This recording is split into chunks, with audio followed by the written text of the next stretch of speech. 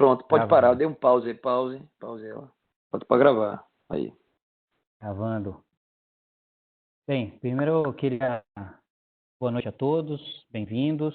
Queria agradecer primeiro a equipe de ensino e treinamento da CAD Pulmonar, no nome de Rit, Andréa, e dou as boas-vindas a todos aí na sala para a nossa reunião. Essa é uma reunião, é um fórum de especialidades da reumatologia e do Centro de Infusão. É uma reunião que está prevista para toda terceira segunda-feira do mês, né? E por conta desse contexto de pandemia, a gente resolveu fazer esse ambiente virtual, né? Está todo mundo já se ambientando mais com esse ambiente, com essa modalidade de aulas, de webinars, e eu acredito que a gente vai demorar um tempinho ainda mais nesse tipo de modalidade, então, para todo mundo se ambientar. A gente tem duas regras principais para que todo mundo participe e que a gente não atrapalhe a apresentação de quem está falando. A primeira delas de preferência, entrar com áudio fechado, bloqueado, ou bloquear assim que entra. Eu vou fazer isso logo no começo, bloquear todo mundo que já está na sala. À medida que outros participantes forem entrando, a gente vai bloquear. Só vai ficar livre o microfone do apresentador, né? Quem quiser fazer perguntas, a gente clica numa mãozinha no chat ali, na verdade. Você clica ali no bate-papo e pode fazer a pergunta, eu vou anotar e a gente vai aos poucos liberando o microfone para quem quer perguntar, dependendo do tamanho da sala, ou senão eu mesmo vou fazer as perguntas para os palestrantes, né? A gente vai colocando em ordem, tá? A gente pode ter alguns problemas técnicos, é normal, né? A questão da nossa internet, mas a gente garante que as coisas vão andar direitinho. Quem tiver qualquer dúvida pode mandar mensagem no chat enquanto as coisas estão acontecendo, né? Então, primeiramente, eu vou abrir aqui o Fórum de Especialidade de Reumatologia do Centro de Infusão. O tema hoje é nosso SARS-CoV, nosso famoso coronavírus, e as doenças imunológicas. Na verdade, a gente não vai entrar muito nos detalhes, assim, quer dizer, a ideia do fórum, ele surgiu para a gente passar um pouco das recomendações de manejo, né, dos nossos pacientes com doenças imunológicas, que eventualmente precisem estar dentro de um centro de infusão. Então, se vocês forem ver, eu dividi a, a, a ordem das palestras e dos temas de acordo com com essa temática, tá? De recomendações de sociedade, tá? Então, aqui, passar a missão visando valores institucionais do nosso Hospital Cardiopulmonar e, basicamente, essa vai ser a dinâmica. Serão abordados 5 temas, a gente tem as recomendações do Centro de Terapia Assistida, que vai ser a doutora Ana Luísa Pedreira, que é reumatologista da UFP, professora da Baiana. O tema 2, recomendações da SBR, da Sociedade Brasileira de Reumatologia, com a doutora Luísa Helena Ribeiro, reumatologista também do HCP e professora da Unifax. Marcela, que é a nossa neurologista do Centro de Infusão, do hospital também, as recomendações da Sociedade de Doenças Musculoesqueléticas, musculares, na verdade. O Gustavo, nosso preceptor lá da residência da UFBA, e nosso reumatologista também, do HCP, com as recomendações do ACR e OLAR. E, por último, não menos importante, nossa gastroenterologista Jace, especialista em doença inflamatória intestinal, que vai falar sobre as recomendações da sua sociedade. Tá? Então, é isso que a gente tem. Eu vou começar primeiro pela Ana. Ana, deixa eu parar o compartilhamento aqui, da minha parte, encerrar. A gente vai passar para a Aninha, como apresentadora. Sua parte, Aninha, fica à vontade. Aparecendo aí a tela? Já deve estar começando a aparecer.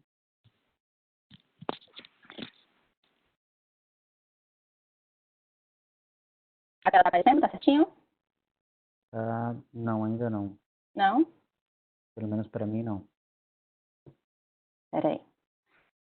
Deixa eu ver aqui o que aconteceu.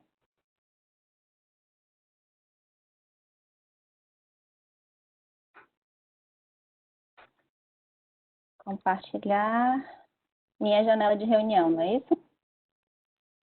Não. A janela de reunião, não. Não. Vai lá Não, não. embaixo. Compartilhar o conteúdo. Lá embaixo. Conteúdo. É. Achei. Show. Agora foi.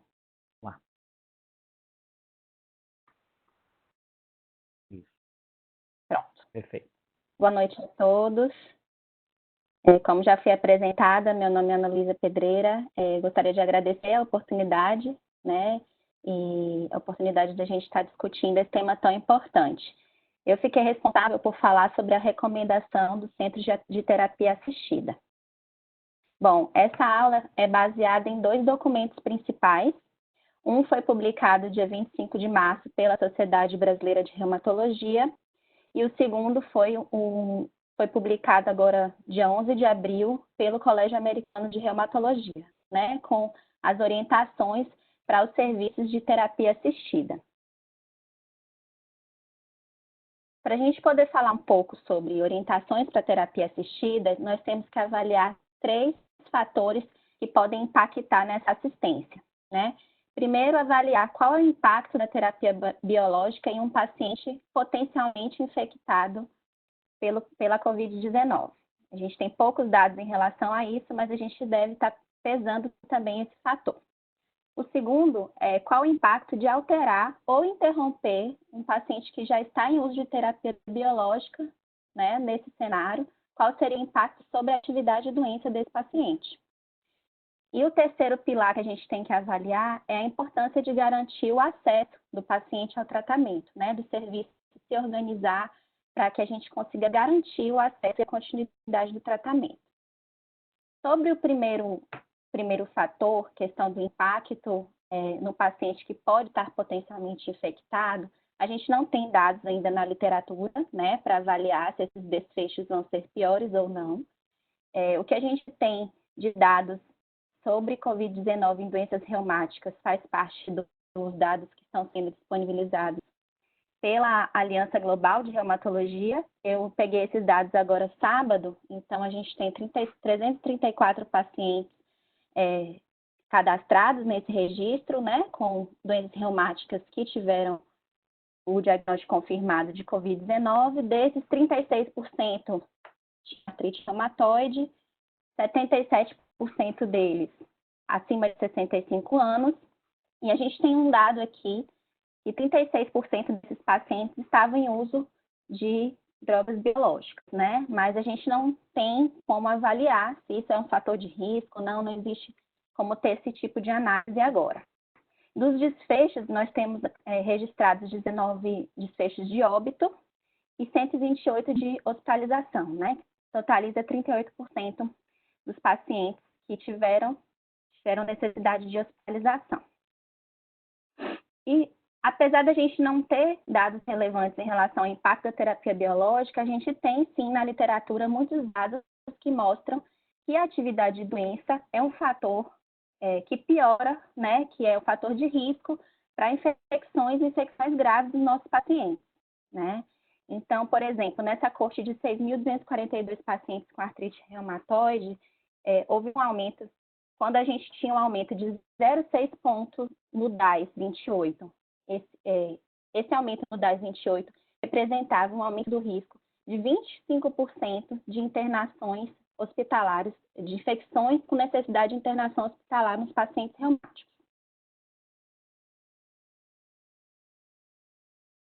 A gente tem um outro estudo mais recente, 2018, que fez uma análise retrospectiva de pacientes com AR, com N grande, mostrando, né, que a diferença de pacientes que estavam em remissão sustentada, pacientes com baixa atividade de doença e pacientes com moderada a alta atividade de doença, né? Então, como a gente já previa, os pacientes em remissão tinham um risco menor de infecções graves, do que os pacientes tanto em baixa atividade quanto em moderada alta, sendo em moderada alta comparado com remissão, um risco bem maior, né, de 2,08 a taxa ajustada. Então, a orientação geral, né, de todas as sociedades que a gente vai mostrar é manter o tratamento imunobiológico. Em situações específicas, pacientes idosos, tabagistas ou com algum tipo de comorbidade, o médico, junto com o paciente, através de uma decisão compartilhada, pode avaliar a necessidade de modificar essa conduta. O ACR, nesse documento recente, ele dá algumas opções. O médico pode optar junto ao paciente por manter o tratamento. Ele pode, dependendo dos fatores de risco, optar por interromper temporariamente esse tratamento, ou, em algumas drogas biológicas, isso é possível, aumentar o intervalo entre as doses, se ele julgar necessário, estabelecer uma terapia ponte, caso aquele paciente esteja com uma atividade de doença que permita isso. Em alguns casos, ele traz até que nos Estados Unidos está acontecendo, alguns casos estão sendo necessários a infusão domiciliar, né? Principalmente em locais onde os serviços de terapia assistida estão dentro de um hospital que está tendo remanejamento de espaço de leitos por conta do Covid-19 e, nesse sentido, alguns pacientes estão sendo orientados a esse tipo de infusão. Lembrar que essa decisão é do médico junto ao paciente e que não deve sofrer interferências das seguradoras de saúde ou de outros tipos de interferência, porque isso pode reduzir a segurança do paciente, que é o principal fator que a gente tem que sempre buscar, né, no centro de terapia assistida. Então, agora, de maneira mais objetiva, as orientações da SBR sobre como o serviço de terapia assistida tem que se organizar para receber esses casos e para manter a sua assistência da melhor maneira possível. Então, para os pacientes orientados a entrar em contato com de terapia assistida, mas na verdade isso está sendo o contrário, né? O próprio serviço que entra em contato com todos os pacientes. O paciente deve buscar informações sobre as condições do seu agendamento através dos canais de comunicação disponibilizados. Ele tem que ser orientado a não ir com acompanhante, né? A gente reduzir o número de pessoas nos centros. E a gente sabe também da necessidade de recomendar a vacina para a influenza, né? Para todos os pacientes. Em relação à equipe de agendamento do Centro de Terapia Assistida, a orientação de realizar contato prévio com todos os pacientes agendados, né, para poder seguir um roteiro de perguntas sobre sintomas gripais. E dessa maneira também orientar, caso tenha algum sintoma ou qualquer dúvida, entrar em contato com o médico assistente, né, ou através de maneira presencial, quando possível, ou através das consultas por telemedicina.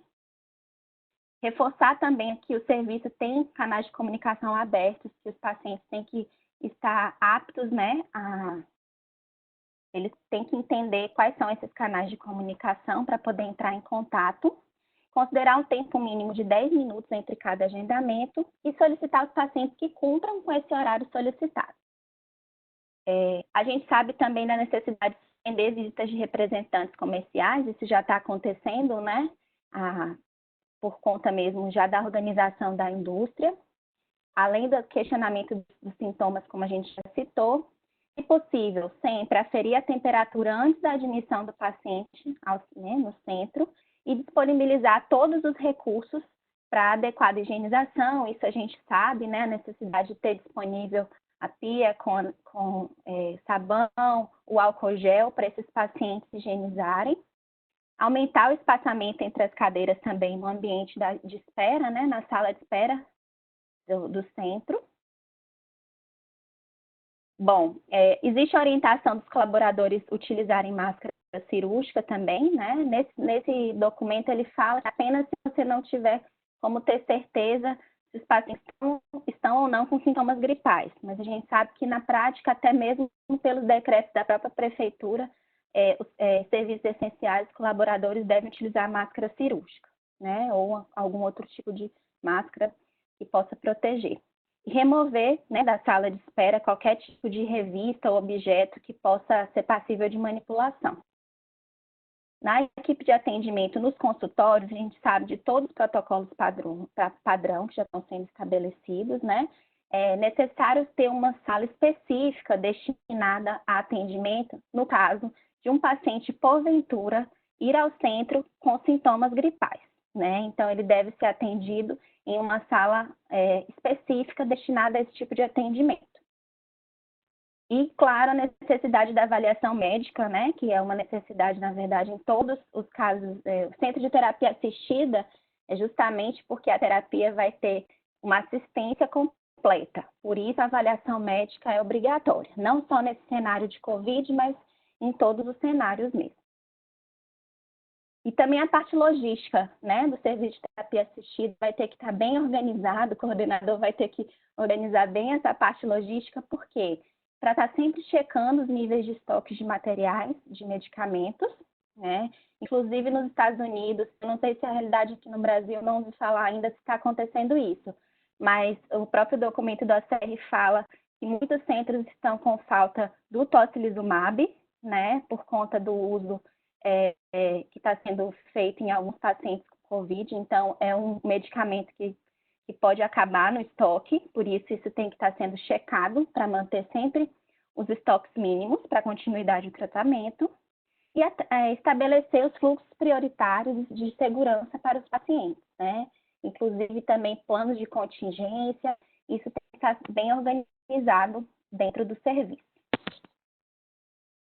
Bom, a aula foi curtinha, né? É um tema para a gente realmente mostrar só os pontos mais importantes e que a gente possa, nesse período tão difícil, né, que a gente está passando, também poder dar para os nossos pacientes esperança, apoio, mostrar que nós estamos presentes, que os serviços de terapia assistida estão funcionando para tratar eles da melhor maneira possível, né? Muito obrigada. Obrigado, Ana.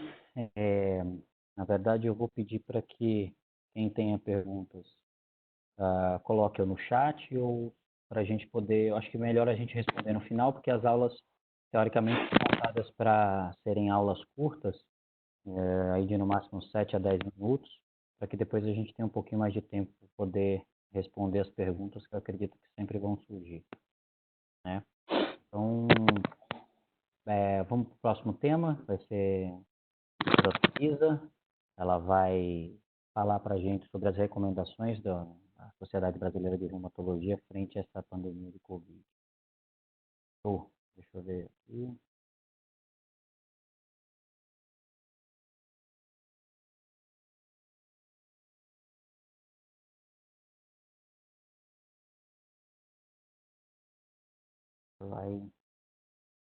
Boa noite a Agora, todos. vai lá. Vou compartilhar. Compartilhar.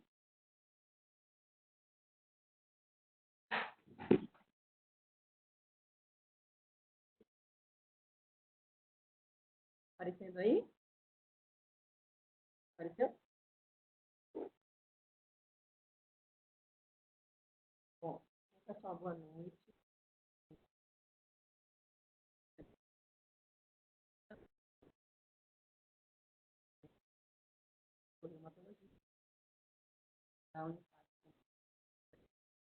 Então, coube a mim uma parte que falasse um pouco sobre as recomendações da Sociedade Brasileira na abordagem dos pacientes feitos e dos pacientes de um modo geral, né?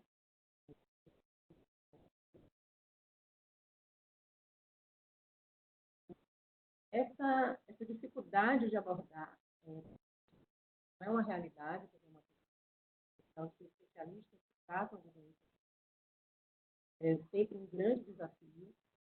O paciente em atividade e com quadro infeccioso, a forma que a gente deve abordar, a forma que a gente deve prevenir em relação às infecções. Então, isso para a gente é um desafio contínuo, né? Que a gente conversa durante e a Covid ela traz uma questão mais especial, porque é uma doença muito nova, que a gente ainda não sabe, não conhece todos os nuances, e a gente vê uma gravidade muito grande e muito rápida, uma gravidade alta. Então, lidar com esse desconhecido é sempre muito difícil, principalmente quando a gente trata de pacientes com comprometimento da sistema. Isso muito relacionado tanto à imunossupressão, por conta das infecções, quanto pela própria doença, né? A própria doença traz um caráter de alteração imunológica. Então, isso torna realmente o tratamento desafiador, a forma que a gente deve abordar nossos pacientes. E aí, quando surgiram essas drogas que possivelmente tratariam a Covid, muitas delas utilizadas dentro da reumatologia, né, reumatológica, será que a questão é, será que esses pacientes têm risco de ter doença terem uma doença autoimune, usarem drogas imunossupressoras, eles têm risco para a Covid, ou essas drogas trariam a eles uma determinada proteção? Então, esses nossos pacientes, será que de alguma forma eles estariam protegidos da doença? Essa foi uma questão inicial, particularmente por conta da hidroxicloroquina, né, os trabalhos pareciam mostrar um efeito positivo da hidroxicloroquina no tratamento da Covid, pelos seus efeitos antivirais, né? Medicamentos antivirais já utilizados em algumas ocasiões, tratamento pelos quadros infecciosos, pelas razões de infecção, pelo bloqueio de endossoma na entrada do coronavírus na célula, seja a redução da replicação viral através de autofagia, através de inibição de expressão genética, enfim. Então, por diferentes mecanismos, talvez a hidroxicloroquina fosse uma boa droga para o tratamento da Covid. E mais recentemente, os inibidores de interleucina, por conta também de conhecimentos adquiridos na tempestade de interleucina, de várias interleucinas envolvidas, e aí também, particularmente, a interleucina 1 e a interleucina 6. Lúcio, o áudio está um pouco cortando. Está Tá cortando? com computador ou Talvez seja o computador. fone? Eu acho que talvez seja o computador. Está cortando um pouco o áudio. Vamos ver se aproxima um pouco mais aí. Vou falar um pouco mais próximo para ver se melhora. Bom, então, esse trabalho, eu trouxe que é um trabalho bem interessante, é um trabalho pequeno, mas saído do forno agora, dessa semana, que é um trabalho da ANA, ainda é uma letra, que são 17 pacientes com lúpus que usam hidroxicloroquina há bastante tempo, né, pacientes usuários crônicos de hidroxicloroquina, e que desenvolveram a Covid. Então, foram 17 pacientes, todos usando hidroxicloroquina. Desses 17, 13 pacientes desenvolveram pneumonia, 6 graves, né, em ventilação mecânica, e 2 evoluíram a óbito. Então, embora seja um trabalho muito recente, a conclusão dos autores ainda é uma conclusão prematura, mas que talvez a hidroxicloroquina não seja um protetor para esses pacientes com doenças reumatológicas, né? Então, a ideia de que talvez eles estivessem protegidos contra complicações da Covid parece que não se acompanha pelo que a gente tem visto na realidade, que esse trabalho traz aqui, um trabalho muito inicial ainda, mas é um trabalho bem interessante, publicado bem recentemente, ele ainda está em andamento. Então, são muitos pacientes ainda envolvidos, mas eu achei um trabalho bem interessante para mostrar um pouco disso, né? Tirar esse mito de que a hidroxicloroquina talvez proteja os nossos pacientes, particularmente os lúpus, mas usam a hidroxicloroquina.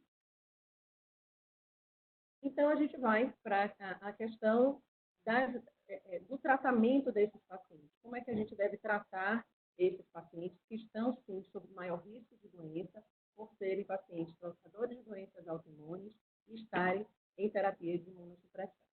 A gente não tem uma recomendação específica só da Sociedade Brasileira de Reumatologia, na verdade, um grupo de profissionais que tratam, de sociedades de profissionais que tratam doenças inflamatórias autoimunes. E aí é um grupo da Reumato, a Gastro e a Dermatologia, e existem recomendações em conjunto desse grupo, né? Nada específico da Sociedade Brasileira de Reumatologia. Então, em resumo, o que se fala é bom senso, né? São duas palavrinhas que, se a gente leva isso para a nossa vida profissional, na maioria das vezes dá tudo certo. Então, a questão é o bom senso. Então, qual é o grau de imunossupressão desses pacientes? De que forma esses pacientes são imunossupressos? Grau de extensão, a combinação de drogas imunossupressoras que esses pacientes e, por outro lado, o grau de atividade da doença. Qual é a forma de comportamento de cada doença dessa? A gente sabe que as doenças autoimunes se comportam das mais diversas formas. De uma forma mais sistêmica, uma forma mais localizada, com uma evolução meio em crise. Então, cada doença tem uma particularidade em relação à sua atividade. E há um período específico onde essa imunossupressão é mais necessária. Avaliar também se a doença está realmente em atividade, se o paciente ele está em remissão da doença. E uma coisa importantíssima, a Ana falou um pouco sobre isso, que é a refratariedade. Quer dizer, muitas vezes são pacientes que já usaram várias medicações, têm uma dificuldade de manejo dessas medicações, e interromper essas drogas em um determinado momento pode trazer depois um problema muito grande na condução da doença do paciente. Isso tudo relacionado ao que a gente deve sempre avaliar, que eu chamei aqui de pontos de vulnerabilidade pessoal. Então, é a avaliação do indivíduo, seja através da sua condição imunológica, por exemplo, os pacientes mais idosos, né, que a gente sabe que tem mais deficiente, as comorbidades associadas, que essa doença traz um envolvimento sistêmico maior, e também as medicações associadas aos imunossupressores que esses pacientes têm. Então, avaliando essas três condições, o grau de imunossupressão, o grau de atividade da doença e a vulnerabilidade individual de cada um desses pacientes, é que se chegou a essas recomendações das sociedades que tratam pacientes com doenças. Então, esse ritmozinho, né, traz esse manejo dessas doenças respiratórias. Isso aqui é a abordagem dos pacientes que não têm a COVID, não têm a doença, nem têm suspeita da doença. Então, são pacientes que são livres de infecção, mas que fazem uso de imunossupressores. E aqui eles dividem, então, os pacientes. Será que eu posso tirar daqui? Porque está bem em cima do meu lado. Então, a gente vai avaliar primeiro o grau de imunossupressão desses pacientes. Então, se são pacientes que estão muito imunossuprimidos, se a imunossupressão é imunossupressão leve, ou se eles não estão fazendo uso de imunossupressores. Se não estão fazendo uso de imunossupressores, a recomendação vai cair no CAI a população geral, né, desses pacientes autoimunes. O que ele chama de imunossupressão leve e moderada são as drogas que os pacientes usam. De modo geral, a moderada alta são os pacientes que usam corticoide em dose elevada e usam imunobiológico. E os pacientes com imunossupressão leve são pacientes que usam corticoide em dose mais baixa e que usam outros imunossupressores, que aí é de margem. Então, depois da gente avaliar o grau de atividade de imunossupressão desses pacientes, a gente vai avaliar a doença. Então, o paciente que tem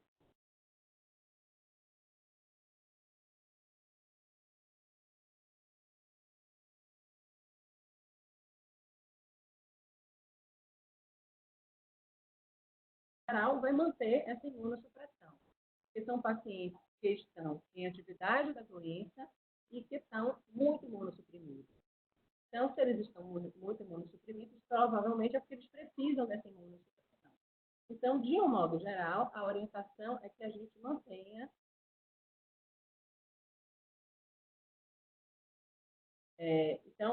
o que se orienta é que seja mantida essa imunossupressão desses pacientes. É claro que a gente vai avaliar alguns riscos individualmente, né, avaliando sempre o risco da manutenção dessas medicações. Mas, a princípio, a orientação é que a gente mantenha essa imunossupressão. Se o paciente está, por outro lado, usando muita medicação, está em remissão da doença, a gente pode tentar fazer uma redução dessas medicações. Seja no caso do corticoide, que a gente pode fazer uma redução gradual dos corticoides, e avaliar a possibilidade de reduzir a dose, passar, a Ana Luísa falou aqui, dos imunobiológicos, ou reduzir a dose quando se trata de drogas sintéticas. E também aqui considerando sempre o benefício, avaliando comorbidades, né, a presença de outras comorbidades e principalmente também no paciente mais Então, essa seria uma recomendação básica para os pacientes que têm alta imunossupressão, que estão em diminuição da doença. Para aqueles pacientes que não estão tão imunossuprimidos, ou seja, aqueles que usam doses baixas de corticoides e que usam a droga sintética, a recomendação seria também, além das medidas gerais, avaliar caso a caso, considerando a presença de comorbidades, a idade do paciente, e aí poderia se reduzir ainda mais ou mesmo interromper o uso dessas medicações, né? Isso vai depender da atividade da doença. Mas aqui há se considerar a interrupção dessas medicações.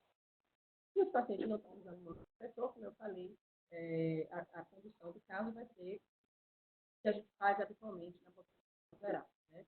Considerando aí que ele é um paciente imunossupressor. E aqui, algumas questões específicas, né? Ali é uma recomendação geral, aqui algumas questões específicas. Então, o uso de corticoide, então, o objetivo. Naqueles que usam uma dose mais alta do corticoide, a recomendação é tentar reduzir ao máximo possível a dose do paciente, respeitando, obviamente. E para o paciente que está usando dose baixa do corticoide, tentar descontinuar, fazendo desmame e descontinuar a medicação. É uma possibilidade que esses pacientes deixem de usar o corticoide. No caso dos imunossupressores, a população de maior risco, pacientes idosos, tabagistas ou que tenham alguma comorbidade, a interrupção dessas medicações pode ser avaliada pelo médico assistente, avaliando também risco-benefício. E aqui, lembrando que essa recomendação ela é de março, né, de março, então a gente ainda tinha essa ideia de locais de transmissão sustentável. Hoje em dia a gente sabe que o Brasil quase inteiro, né, já existe transmissão sustentável. Então, isso aqui se aplica na verdade, para a nossa população, né? A população geral. Não só nos locais de transmissão sustentável, porque aqui no Brasil, né, todos os lugares nós estamos. Então, nos imunossupressores, avaliar especificamente a população de maior risco, idosos e pacientes que têm comorbidade. Especificamente para os pacientes que fazem uso do rituximab, a orientação, né, não só do rituximab, mas os imunobiológicos que levam à depressão de CPP, é que ela deve ser postergada. Deve ser postergado também, né, avaliando, né, cada caso. E uma coisa bem importante que eles trazem aqui é que a gente tem que lembrar que cada imunossupressor, cada uma das nossas drogas, todas aí particularmente, o risco de infecção é diferente. Né? A gente tem tuberculose com TNF, TM17 com maior varicela, herpes. Então, a depender da droga, existe um maior ou menor risco para determinada doença. Claro que ainda não tem essa informação, né? Mas essa é uma questão importante que a gente tem. Drogas diferentes trazem um risco maior para doenças.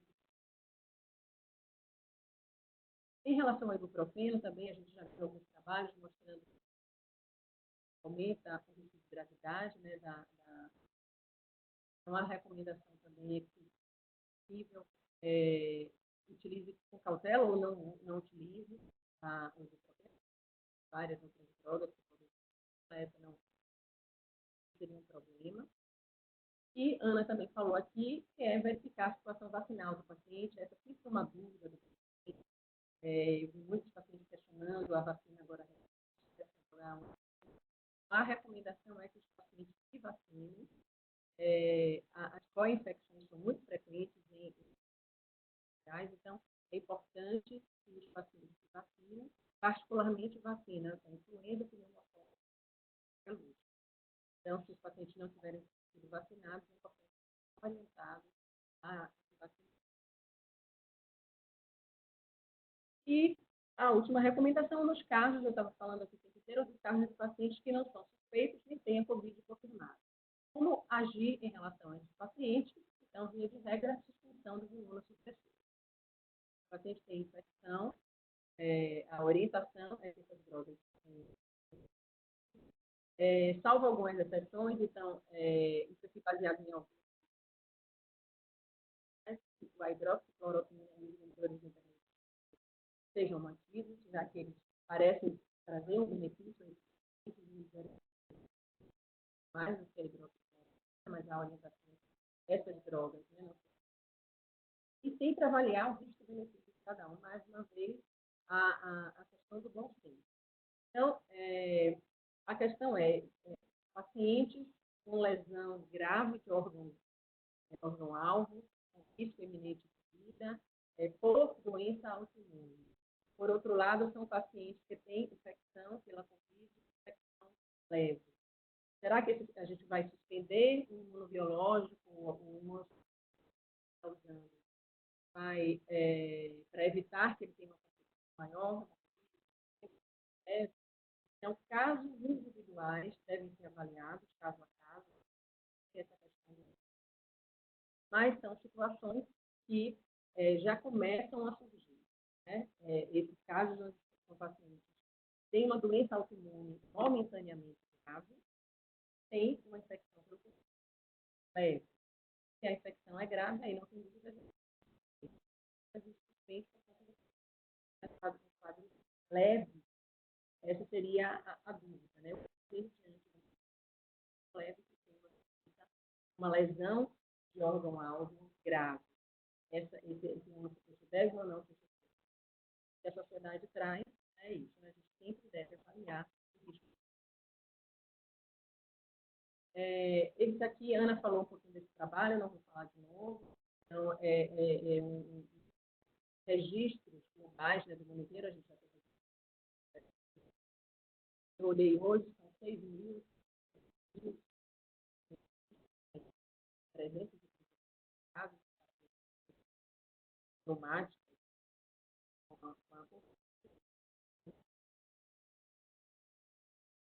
E aqui esse último trabalho, porque é um trabalho nosso, né, particularmente lá da São Paulo, onde eu trabalhei no Nordeste, que são 15 casos, esses dados são dia 12 de abril, e eu liguei hoje para um colega que está conduzindo esse trabalho para apresentar textos. Então, são 15 casos de pacientes com Covid do Hospital São Paulo, com desfechos, infelizmente, negativos nas pacientes com grupos, né, de 3 pacientes com esse que me passou hoje, 2 com óbitos, são óbitos que a gente tem. As drogas que esses pacientes usam, sofrimumab apenas pacientes usando, todas usando aqueles pacientes com lúpus usando hidroxicloroquina, enfim. Então, é um segmento que vem sendo feito interessante, caso, mas é um dado super importante. E é importante a gente relatar, para a gente ter uma ideia mais ou menos no Brasil, que desenvolve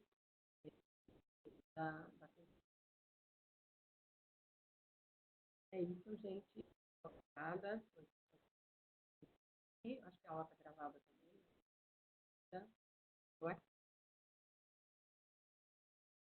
Obrigado, Lu. O áudio ficou um pouco cortado ao longo da apresentação, mas deu para acompanhar os slides para pegar grande parte da ideia. E, bom, agora Marcela, né? Marcela, as perguntas vão ficar para o final mesmo, acho melhor. Marcela agora vai apresentar aí a sua parte. Como é que é a sigla aí? Será que eu não soube falar? como é que é? WS da World Muscle Society. É isso aí. Vamos lá. Já estão me vendo aí? Já estão vendo minha apresentação? Já. Aqui tá. Boa noite a todos. Obrigada, Alexandre e a equipe do Centro de Infusão pelo convite, né, de falar disso, das recomendações da World Muscle Society. Por que o neurologista está aqui nesse grupo falando, né? Porque a gente tem alguns pacientes que fazem medicação que são neurológicos nos centros de infusão, não é só na cardiopulmonar, em vários centros de infusão, pacientes com miastenia, com polineuropatia inflamatória crônica, em terapia de reposição enzimática, sobretudo pacientes miastênicos e doenças do nervo crônicas, né? E a gente tem recomendações da Sociedade Mundial de Músculo, que englobou recomendações de toda a equipe que lida internacional, europeia e americana, com pacientes com doenças neuromusculares. Assim como os pacientes com doenças reumatológicas, né, que estão em imunossupressão, eles se constituem um grupo de risco. Então, eu vou colocar a minha apresentação nesses 3 tópicos, essa é uma apresentação breve, para mostrar para vocês que os pacientes com doença neuromuscular são, sim, um grupo grande de risco, maior até, assim, por conta de outros achados que os pacientes só com terapia imunossupressora. Quais são as recomendações que a gente deve fazer como equipe para o paciente com doença neuromuscular e como é que a gente lida com o paciente com doença neuromuscular e COVID no nosso centro. Então, por que esse grupo de pacientes são um grupo de maior risco de desenvolver uma infecção grave, uma infecção COVID-19 mais grave? Porque esses pacientes, além de muitas vezes usar imunossupressor, eles têm uma fraqueza de musculatura intercostal diafragma, que fazem com que eles façam insuficiência ventilatória, muitas vezes crônica. Muitos deles usam ventilação não invasiva ou invasiva, às vezes não invasiva noturno. Então, a gente tem, por exemplo, pacientes no nosso centro que fazem ventilação não invasiva para o sono, né, durante o sono. Muitos deles com uma tosse fraca e ineficaz. Muitos com cometimento cardíaco, que fazem ou estão em medicações que fazem cardioproteção, porque muitas dessas doenças musculares podem ter envolvimento da musculatura cardíaca também. Esses pacientes com doenças neuromusculares, miastênicos, polirradícula crônica, doenças metabólicas, eles podem fazer uma piora clínica com quadros febris, no geral, com jejum e infecção, e podem desenvolver uma rabdomiólise em vigência de eventos infecciosos, né? Mesmo eventos infecciosos leves. Então, esses pacientes podem desenvolver um quadro mais grave. Pacientes podem ter, muitas vezes, diabetes ou obesidade concomitante e, além do que já foi comentado aqui, de uso de corticoide ou outros imunossupressores. Então, eles são, sim, um grupo de alto risco para a gente e a gente precisa cuidar desses pacientes de uma maneira muito particular. A recomendação para eles, no geral, é que esses pacientes precisem ficar em casa, fiquem em casa o mais tempo possível, não saiam de casa, fiquem realmente em isolamento. Para isso, a World Muscle Society recomenda, e essa recomendação mundial foi traduzida para cada país, né? Então, por grupo de especialistas. Então, aqui no Brasil tem 4 profissionais que fazem essa tradução das recomendações mundiais e colocam essas recomendações também de acordo com as nossas recomendações do Ministério da Saúde, em consonância com essas recomendações. E essas recomendações estão sendo revistas, já saíram 4 recomendações, a última agora do dia 20.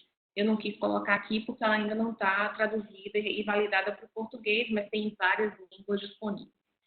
Então, a recomendação que sai para esses pacientes é que reforce o isolamento em medida de higienização de mãos, manter as medicações todas em uso, né? Então, corticóide, endotieca, imunossupressores, eles devem ser continuados. Eu não vou entrar nessa discussão, porque as meninas já falaram bem. Manter as terapias no centro de infusão, se possível, claro, assim, no Brasil não é uma realidade, fora do país sim, né, que esses pacientes sejam feitos essas medicações em casa, a gente não tem ainda, para muitas doenças que a gente lida, essa possibilidade de home infusion, mas seria uma recomendação. E orientar toda a nossa equipe, orientar que o paciente escolha e treine o segundo cuidador para necessidade de isolamento ou infecção do cuidador principal. Isso é muito importante porque esses pacientes têm alguma limitação motora que é permanente, ou alguma limitação motora ou respiratória de qualquer natureza, em que a gente precisa que eles, primeiro que eles vão no centro de infusão sempre acompanhados. Então, pela recomendação de que deve-se ter menos acompanhante, mas que vá pelo menos um acompanhante, né? E que a gente oriente os pacientes que haja um outro treinador ou outro cuidador que conheça a doença dele, que muitas vezes são doenças raras, né? E reforçar o uso de vacina contra influenza, exceto os pacientes miastênicos, que a gente sabe que pode desencadear evento de crise, de pior desfecho para os pacientes que são miastênicos e fazem uso de vacina contra influenza. As recomendações que a gente, como equipe, faz, feito para a equipe, são que a gente precisa, como equipe, esclarecer quais são os sintomas de infecção por Covid-19.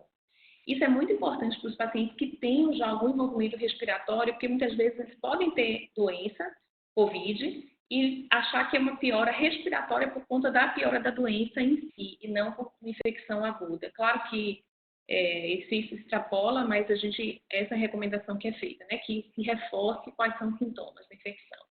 Lembrar que imunoglobulina não eleva um risco nem um pouco para esses pacientes para desenvolver COVID, então as imunoglobulinas devem e podem ser mantidas. A recomendação é que se evite exames de rotina, que esses pacientes são habituados a fazer. E, de novo, em pacientes de uso de corticóide, a gente deve considerar doses extras de corticóide para o estresse agudo, em caso de infecção aguda. E os pacientes com COVID, eles não devem ter suspensas de medicações. Não vou entrar em detalhe, mas as meninas já disseram, né? Então, não devem ter essas medicações interrompidas, exceto em caso de infecção grave por COVID. Então, isso é importante que se oriente para esses pacientes, porque a gente sabe da demora que essas medicações têm, sobretudo a azotiopina e micofenolato, para começar o efeito delas, né? E muitas vezes o paciente com infecção leve, esse risco não vai ser tão aumentado. Assim como as meninas falaram, se possível, postergar o uso de rituximab, que a gente sabe que é uma recomendação de todas as sociedades, dos pacientes que usam essa droga. E lembrar que aqui, como a Ana já tinha falado da cloroquina, a cloroquina e a azitromicina, eles devem ser usados com muita cautela nos pacientes com doenças neuromusculares. Sobretudo, desculpa, gente. Vocês estão vendo minha apresentação aqui? Agora travou. Travou? Travou ali. Mas, sobretudo, a ideia é que a gente use hidroxicloroquina e azitromicina com bastante cautela para os pacientes miastênicos é contraindicado. A recomendação era contraindicação absoluta, mas para os pacientes com doenças musculares que têm um risco de desenvolvimento cardíaco, elas devem realmente ser usadas com muita cautela. Muitos pacientes desses têm doenças cardíacas assintomáticas e a gente precisa ter cuidado na recomendação do uso dessas drogas. Você mexeu em alguma coisa aí? Não, apareceu uma... Deixa eu ver se eu consigo agora. Não, travou. Eu acho que você que mexeu em alguma coisa aí, Helena? Não, né? Não. Bem, e outra recomendação, já vou finalizar, é que a recomendação de que é muito importante que a gente...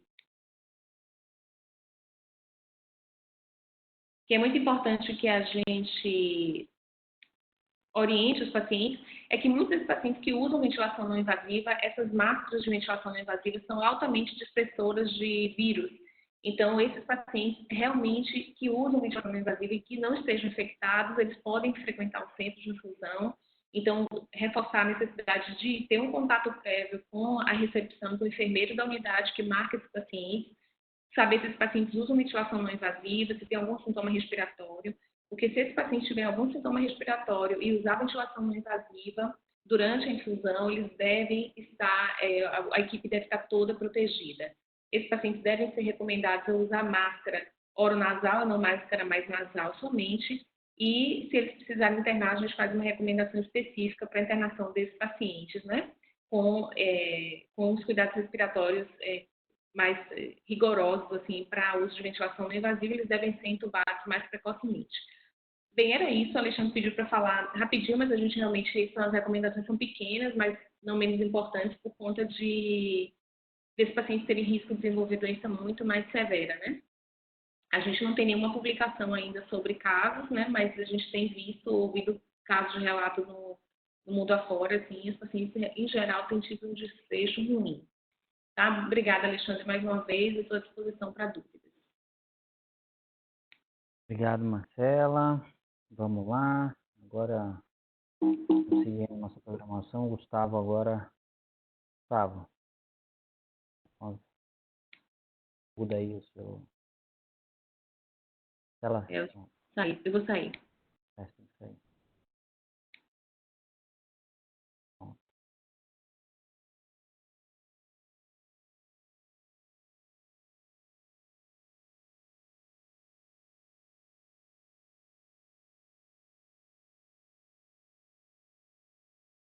Estão me ouvindo bem? Apareceu a tela aí, compartilhar? Certo. Então, boa noite a todos. Obrigado, Alexandre, pelo convite. Eu fiquei responsável aqui por resumir aí as recomendações das duas maiores entidades de reumatologia, o ACR e o EULAR. Então, vou trazer aí o que é que as duas sociedades estão recomendando atualmente aí frente a pacientes com doença reumatológica na pandemia de Covid-19, né? Começando aqui pelas orientações do ACR, logo clicando na página principal da sociedade, o endereço está aqui no rodapé, ele abre essa parte, tem um link só para a parte do Covid, e eles estão com esse documento lá. A última atualização foi do dia 21, foi do dia 11 de abril. Eu olhei hoje, não teve nenhuma atualização ou outra, tá? Eles referem que vão fazer atualizações subsequentes conforme forem surgindo novas evidências científicas, né? E existe já um manuscrito em revisão para publicação, mas esse é, por enquanto, um guia clínico, né, para respaldar o atendimento de pacientes reumatológicos nesse momento. Algumas considerações interessantes que eles trazem é que o documento não visa substituir o julgamento clínico, né? A gente tem muito pouca evidência ainda robusta, concreta sobre a situação, então o documento ele é mais um guia mesmo, né? Mas não substitui o julgamento clínico. Toda avaliação ela deve ser individualizada, né? A gente tem que pensar quem é o paciente em questão, qual é a idade, quais são as comorbidades, qual é a doença. Não tem como estabelecer recomendações iguais para um paciente com artrite reumatoide e um paciente com lúpus, né? Qual o tratamento que o doente está utilizando, se tem corticoide, se são imunossupressores tipo cloroquina, sulfasalazina, se tem imunobiológico, né? Então, individualizar aí caso a caso. E qual a região também, né, que está se levando em conta, né? Regiões com uma transmissão mais agressiva, como na região norte do país, ou outras regiões aí que tem menor transmissão. É um documento que foi feito por 10 reumatologistas e 4 infectologistas, e as recomendações elas foram todas publicadas de acordo com um grau de concordância, tá? Entre alto, moderado e baixo. Então, do lado da recomendação vem um H, um M e um L, que é o grau de concordância entre os presentes ali no momento da recomendação. Então, de uma forma geral, tá? Uma recomendações gerais para os pacientes com doença reumatológica. O risco de desfechos ruins na Covid-19, ele parece, desculpa colocar assim na forma de texto, tá? Eu tentei resumir e ressaltar os principais aspectos, mas acaba ficando nessa forma textual. Então, o risco de desfechos ruins na Covid-19, ele parece estar mais relacionado a fatores de riscos tradicionais, idade, hipertensão, diabetes, doença cardiovascular, e um pouco menos a doença reumatológica em si, com as poucas bases de dados que a gente tem atualmente, né? Eles também aconselham as medidas gerais, a higiene de mãos e o distanciamento social. Existe uma recomendação para que se faça uma decisão compartilhada com o paciente para limitar o contato com profissionais de saúde, com serviços de saúde de uma forma geral. Então, as recomendações sugeridas são reduzir a frequência de exames laboratoriais, utilizar telemedicina, telemonitoramento, e talvez aí, discutindo junto com o paciente, em pacientes em remissão, com doença estável, aumentar o intervalo da dose das medicações. São as recomendações propostas. Em relação ao corticoide, já entra aqui na parte de recomendações gerais, o documento respalda que, quando indicados, devem ser utilizados na menor dose possível, tá? Grau de recomendação aí alto a moderado, e que não devem ser interrompidos abruptamente somente por conta da presença da pandemia. O documento também se posiciona em relação a IECA e BRA, que devem ser utilizados e mantidos quando não tiver indicação clínica. Para pacientes estáveis, um cenário de paciente estável que não foi exposto e nem infectado com coronavírus, tá? Quais são as recomendações? As demais tradicionais, os imunossupressores tradicionais, os biológicos, os sintéticos, podem ser mantidos, tá? O grau de recomendação aí moderado a alto.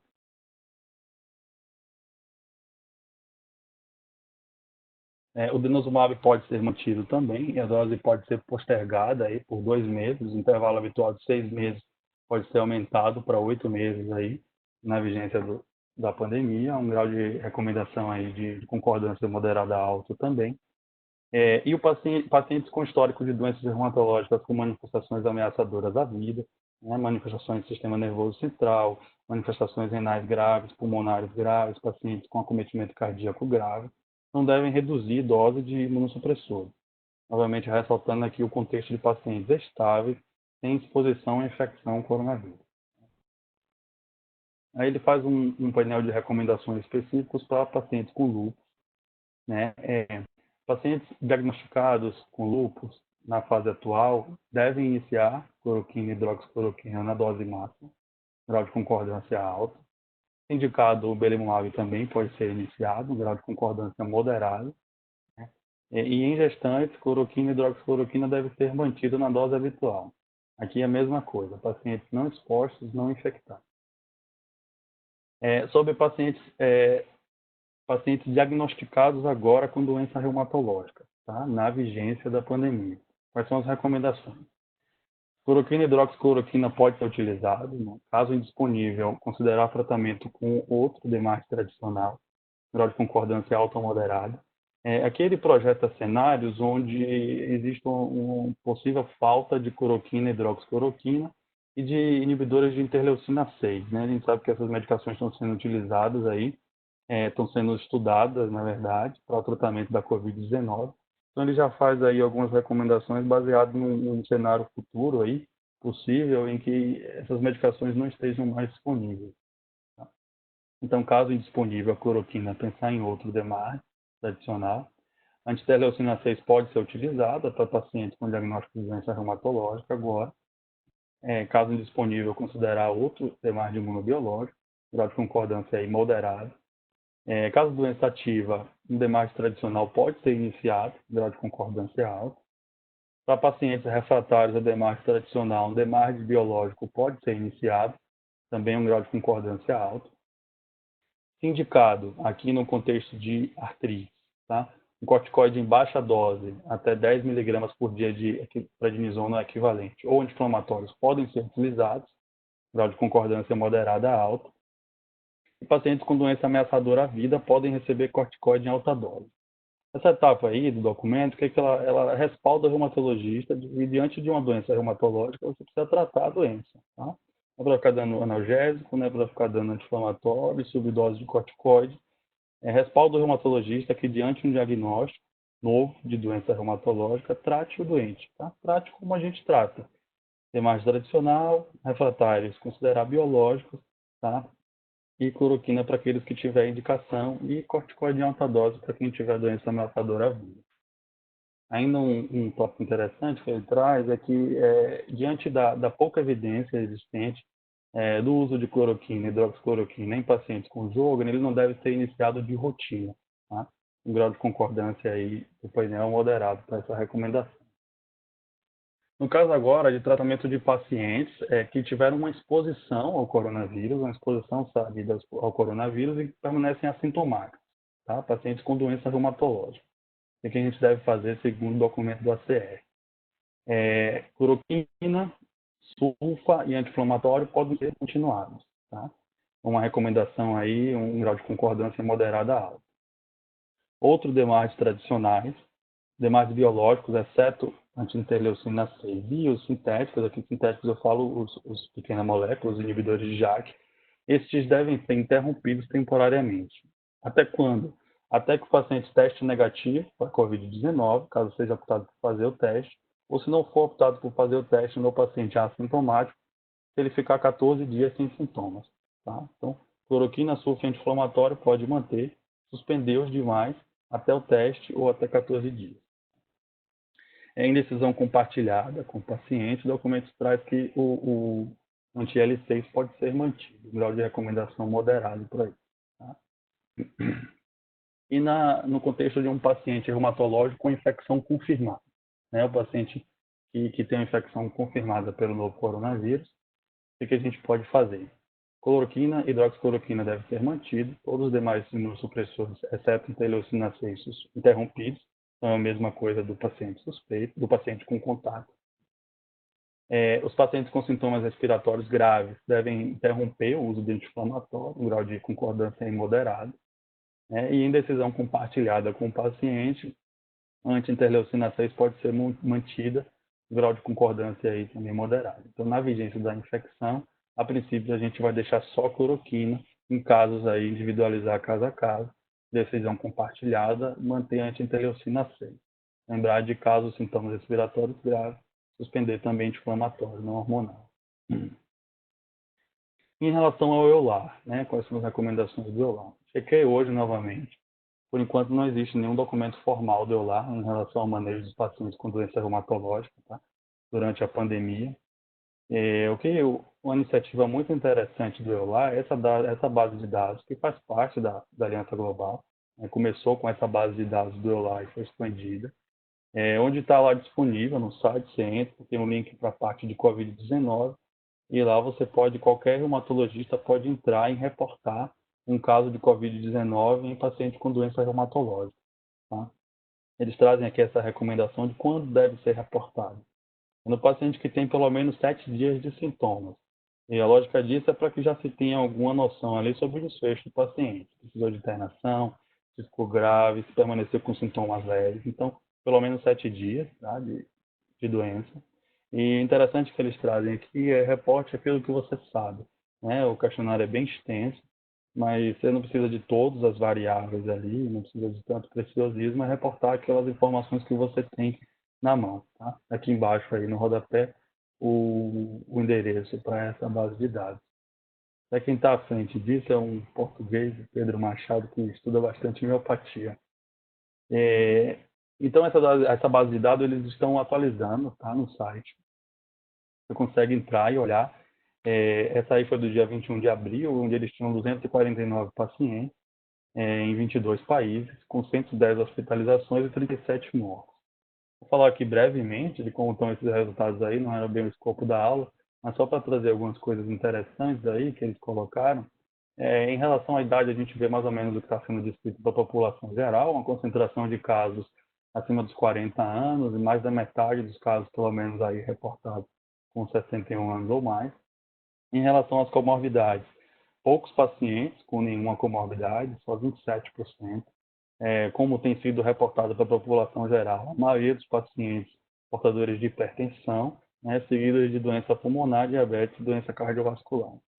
Esse dado chama atenção, em particular, pelaquela questão que Luísa levantou, logo no início dessa pandemia, e a gente ainda está conhecendo melhor isso, surgiu essa história do paradoxo da imunossupressão, que a imunossupressão, possivelmente nossos pacientes eles estavam evoluindo melhor do que a maioria da população pelo uso de corticóide ou imunossupressores. Surgiu aquele trabalho lá da clínica de transplantados na Itália e meio que isso se propagou. Por esse trabalho, pelo menos, aí 44% dos pacientes precisaram de hospitalização. Eu acredito que seja um dado superestimado. Eu acho que, sem dúvida, os pacientes que estão chamando mais atenção por algum motivo, possivelmente por uma maior gravidade, têm entrado na base de dados, mas é um alerta aí para a gente de que talvez isso não seja verdade. As principais doenças reumatológicas são a artrite reumatoide, seguida de artrite psoriásica, espondiloartrite, lúpus e gota. E 80% dos pacientes estavam usando algum imunossupressor. Tá? 72% usando imunossupressão convencional, 31% biológico e 2% com os sintéticos. Né? Bom, são essas as recomendações das duas sociedades.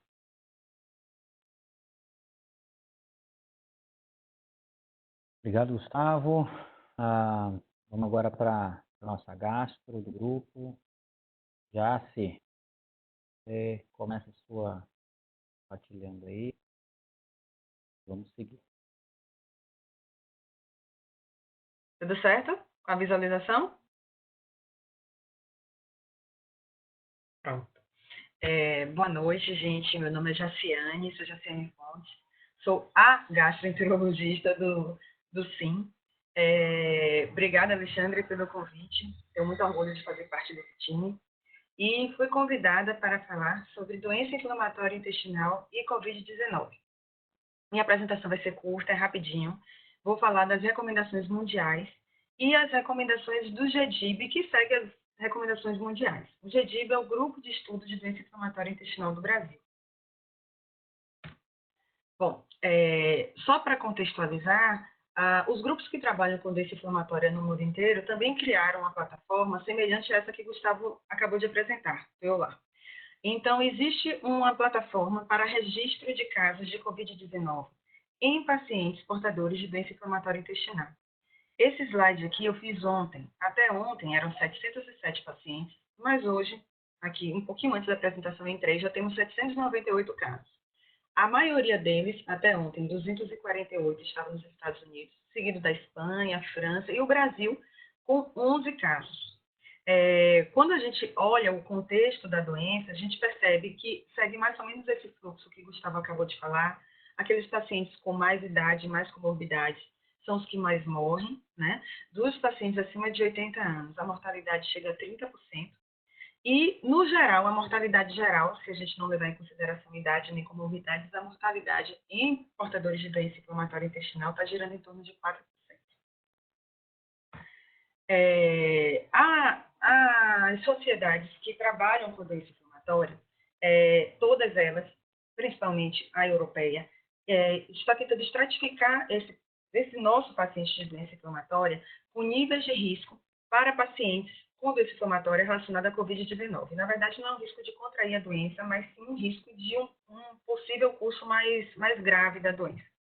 Só lembrando que, apesar dos pacientes com doença inflamatória, em sua maioria, serem pacientes mais jovens, a gente tem um segundo pico da doença, que fica ali em torno dos seus 50, 60 anos, né? E a gente tem que lembrar também que, um pouquinho diferente dos pacientes reumatológicos, esse paciente de doença inflamatória é um paciente, normalmente, que, quando está em atividade da doença, tem algum grau de desnutrição. Então, é um paciente que já traz um fator de risco a mais, que é a desnutrição, e também são pacientes que, normalmente, pelo próprio curso da doença, são pacientes que precisam internar mais, e são pacientes que precisam, de uma forma mais frequente, estarem sendo submetidos a tratamentos cirúrgicos. Então, isso, por si só, já aumenta o risco dessa população. Então, assim, são considerados, isso aqui eu vou falar rápido, porque eu vou repetir muito do que os meninos já falaram. Então, assim, são considerados de alto risco aqueles pacientes com idade superior a 70 anos, que têm ou não comorbidades, que estejam em tratamento, exceto com essas drogas que estão citadas aqui. São considerados também de alto risco pacientes de qualquer idade, com ou sem comorbidades, mas que estejam fazendo uso de imunossupressores em doses elevadas. O que é que se considera doses elevadas? As mesmas coisas que os meninos falaram.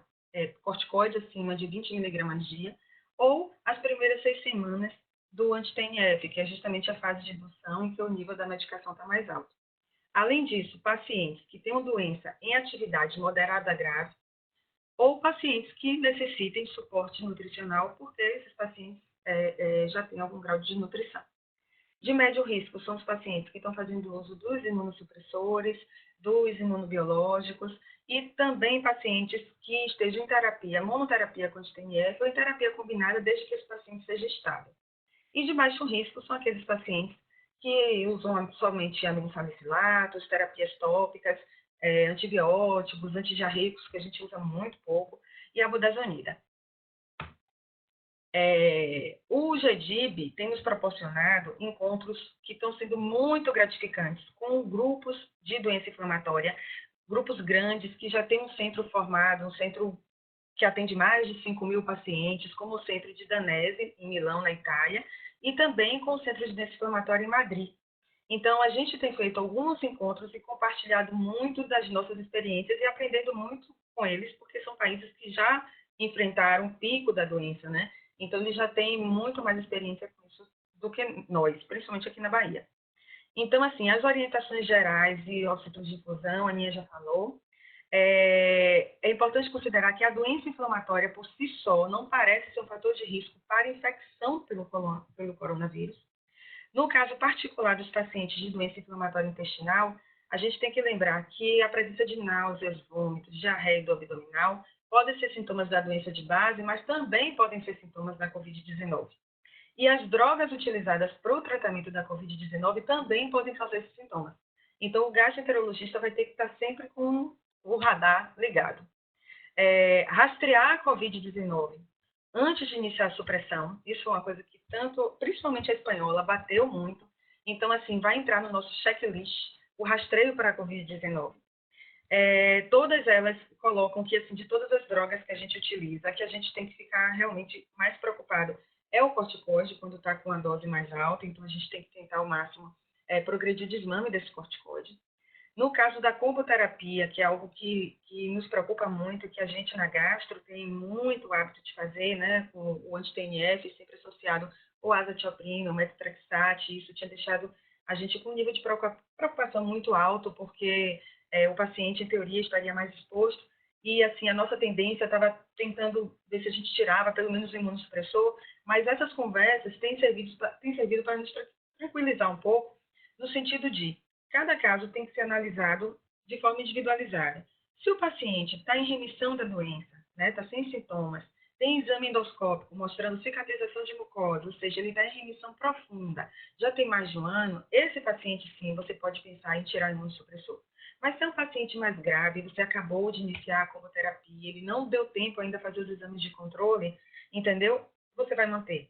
E é mais seguro você manter do que você correr o risco desse paciente entrar em atividade justamente agora. Em relação a interações medicamentosas, também já foi citado, mas assim, a gente tem que lembrar que o tratamento para a Covid-19, a hidroxicloroquina, tem interação com anti-TNF, aumentando o risco de lesões neurológicas, né? O lopinavir e o ritonavir, que fazem parte do protocolo de tratamento de Covid-19 na Espanha, também tem interação medicamentosa com corticoide, a budesonida aumenta o nível sérico dessas drogas. E falando em princípios gerais para tratamento da doença inflamatória nessa era de pandemia que a gente está vivendo, a gente tem que levar em conta que realmente a doença inflamatória, ela por si só, parece não aumentar o risco da infecção. Mas a depender do tratamento que esse paciente esteja fazendo, pode ser que aumente o risco de um curso mais desfavorável da doença. O tratamento com imunossupressores e imunobiológicos deve ser mantido e qualquer mudança nisso tem que ser comunicada previamente ao seu médico. Eu costumo dizer aos meus pacientes que a doença inflamatória intestinal é uma realidade. Covid-19 é uma possibilidade. Então, a gente não pode, em função da pandemia, abandonar um tratamento, porque se o paciente abandona o tratamento, aumenta o risco dele precisar de corticoides em altas doses, aumenta o risco dele precisar hospitalizar, aumenta o risco dele precisar operar, e isso só vai torná-lo mais exposto ainda à doença. Então, evitar hospitalizações, endoscopias e cirurgias que sejam eletivas, né? A gente também segue a orientação de tentar diminuir ao máximo a ida desses pacientes para serviços hospitalares, para a realização de exames. Então, assim, cirurgias eletivas devem ser postergadas, obviamente, as cirurgias de urgência, para causas de infecção, para abdômen agudo obstrutivo, essas não tem como você postergar. A cirurgia de câncer é uma cirurgia que é também uma que a gente tem que avaliar muito de perto, porque assim, a gente não tem data marcada para essa pandemia terminar. Então, se a gente fica esperando, o paciente às vezes tem um tumor localizado, e se você esperar muito, pode ser que quando ele tem a oportunidade de internar, sobretudo no Sistema Único de Saúde, pode ser que a cirurgia não seja mais factível para ele. Em caso de necessidade de iniciar um tratamento, sobretudo se esse tratamento for com anti-TNF, existe uma indicação de preferir medicamentos que sejam de administração subcutânea, justamente para que o paciente possa fazer uso dessa medicação em casa. Em caso de sintomas de Covid-19, o paciente deve ser orientado a comunicar ao seu médico e também, nesse caso, suspender o tratamento com imunossupressores e imunobiológicos. O critério para você reiniciar o tratamento, aí eu volto a dizer que isso aí é uma recomendação das sociedades europeias e que a gente vai ter que trazer para a nossa realidade para ver se isso é factível ou não, seria você esperar os 14 dias e você ter pelo menos 2 PCRs no intervalo de pelo menos 24 horas na coleta de um e de outro, negativos, antes de reiniciar a terapia biológica. Esse é o penúltimo slide, só trazendo para a minha realidade, né? A maioria dos medicamentos aqui são medicamentos que o pessoal da Reumato usa. O meu universo é um pouquinho mais limitado, eu sou mais modesta, eu não tenho essa gama de biológicos que eles têm, mas assim, os aminosalicilatos, para quem estiver usando, você pode manter, você pode aumentar a dose, quem ainda não estiver, você também pode iniciar, são drogas absolutamente seguras, então você pode manejar de forma tranquila. No caso da azathioprina e do methotrexate, quem estiver usando, você pode manter, mas você tem que tentar evitar aumentar a dose. E quem ainda não estiver usando, se possível, tentar evitar iniciar. O anti-TNF você pode manter, se o paciente já está usando. Se o paciente está naquela faixa que eu falei, já tem mais de um ano de tratamento, já tem exame de controle, a doença está controlada, o intestino está cicatrizado, você pode até aumentar o intervalo de tempo entre uma infusão e outra, mas se o paciente ainda não estiver usando, você tem que tentar evitar iniciar. Se for muito necessário, que na maioria das vezes, no meu caso, a gente pode iniciar como monoterapia. A comboterapia, no paciente que já está em uso, se for possível, nessa situação que eu já falei nesse instante, você pode suspender o imunossupressor, mas se o paciente ainda não estiver utilizando, você tem que tentar evitar iniciar. Como eu falei antes, nem sempre é possível, até porque no Sistema Único de Saúde, a gente não tem muita opção de imunobiológico, né? A gente só tem anti-TNF.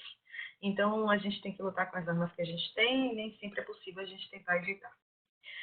O vedolizumab, que esse é um imunobiológico de ação seletiva, uma antiintegrina, que esse é mais da realidade do gastro, né? O Reumato não usa. E é um medicamento que você pode manter. Você pode aventar a possibilidade de aumentar o intervalo entre as doses, mas é uma droga considerada até mais recentemente segura. Existe uma recomendação de quem não está utilizando evitar iniciar, mas se for utilizar como monoterapia, normalmente a gente já inicia como monoterapia. Tem alguns estudos em andamento mostrando que essa é uma droga que provavelmente a gente vai perder um pouquinho do medo de usar, porque parece ser uma droga absolutamente segura. O ustekinumab segue a mesma coisa, né, do vedolizumab, e o tofacetinib, que é o anti-JAK, quem já está usando pode manter. Você tem que tentar evitar aumentar a dose, e quem ainda não estiver usando, evitar iniciar e só iniciar somente se realmente não tiver nenhuma outra opção possível, tá? Outra coisa que vem sendo assim, batida nesses encontros é que a gente tem que tentar ao máximo tentar manejar esses pacientes por telefone, né? Começar a utilizar mais realmente a telemedicina e monitorar de perto, sobretudo aqueles pacientes que tiveram internamento recente, que são mais desnutridos, que estão em terapia combinada. Então, esses pacientes têm que ser monitorados de perto, entendeu? Por telefone, por telemedicina, pelo meio que for mais viável no serviço onde você está. Obrigada a todos. Estou disponível para dúvidas também.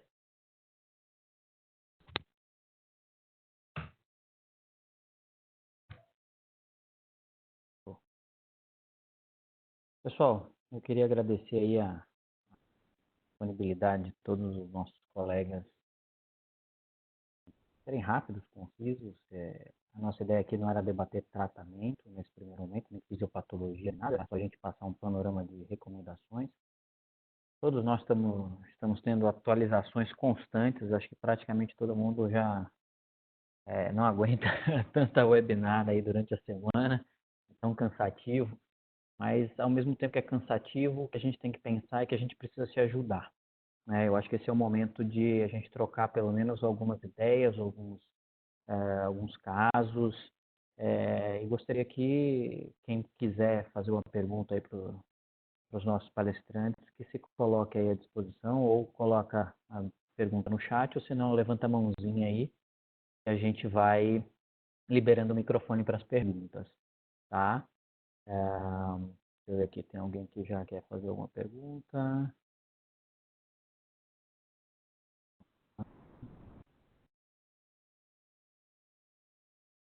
Se quiser, você tem que levantar a mãozinha, tá? Senão eu não consigo identificar quem é, ou senão bota a pergunta no chat.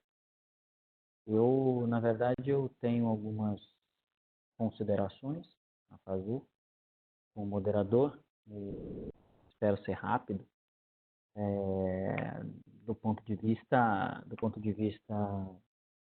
institucional, nós como instituição cardiopulmonar, a instituição vem se embasando muito em protocolos bem definidos.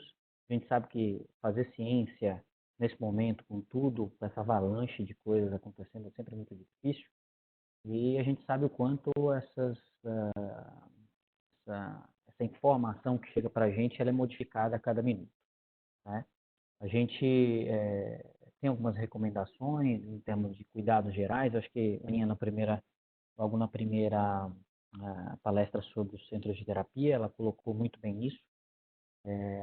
Eu acredito que esses cuidados gerais de isolamento e distanciamento, eles são importantes para a gente poder dar uma melhor assistência aos nossos pacientes, tá? Lu falou bem claramente do bom senso. Acho que bom senso é uma coisa que todo médico tem e tem que estar mais aguçado do que nunca, né? A gente tem eu tenho uma pergunta para os nossos reumatos aí, eu gostaria de até para a Marcela, que a Marcela usa bastante o rituximab.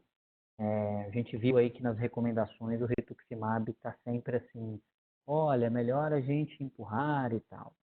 E eu acho que a dúvida é essa, né? De todas as outras medicações, a gente, por enquanto, não teve nenhuma contraindicação de usar um anti-TNF, de manter o tratamento, até mesmo de iniciar um anti-TNF, se o paciente, de repente, está em alta atividade, eu penso dessa forma. Mas o rituximab está todo mundo ainda com o pé atrás. Depois eu quero ouvir a opinião de cada uma de vocês sobre o rituximab.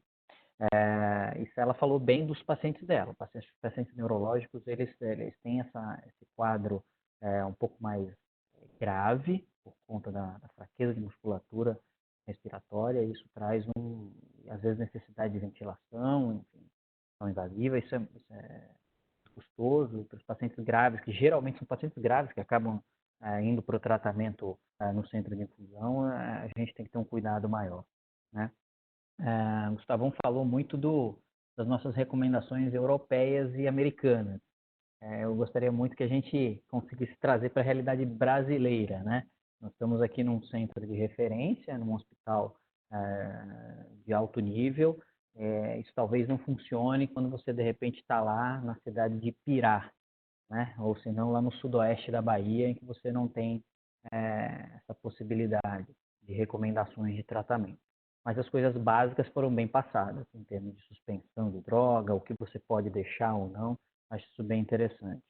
E a de Jace, eu achei que o mais legal para mim, que eu gostei mais, foi do realidade e possibilidade. Eu acho que essa mensagem do realidade e possibilidade eu vou incorporar na minha fala, viu? Eu vou pedir direitos autorais aí, viu, Jace? Eu vou pagar, mas eu gostei do realidade e possibilidade, acho bem importante. Então, queria ouvir um pouco de vocês aí. Tem alguém perguntando aqui, peraí, deixa eu ver. Alan, vou liberar seu microfone aqui, Alan. Manda aí, manda a sua pergunta. Oi, pessoal, boa noite. Parabéns aí pelo evento. E eu queria fazer uma brincadeira com Jace, Alexandre, porque ela nunca me deu o prazer de fazer uma apresentação nos fóruns da Gastro, dizendo que é muito tímida. Então, que talvez agora, por essa via e alternativa que a gente encontrou, ela venha me dar esse prazer fazendo uma apresentação também no fórum da Gastro. Mas, veja bem, o que eu queria perguntar era se para vocês que usam imunossupressores, e vocês colocaram muito bem as cautelas que a gente deve ter na utilização deles, mas se por outro lado poderia haver algum benefício da imunossupressão naqueles casos graves de Covid, em que a gente possa com eles inibir um pouco aquela cascata de citocinas que está relacionada com a gravidade desses quadros de evolução pior. Se poderia haver alguma relação, algum benefício, vamos dizer assim, do imunossupressor nessa situação.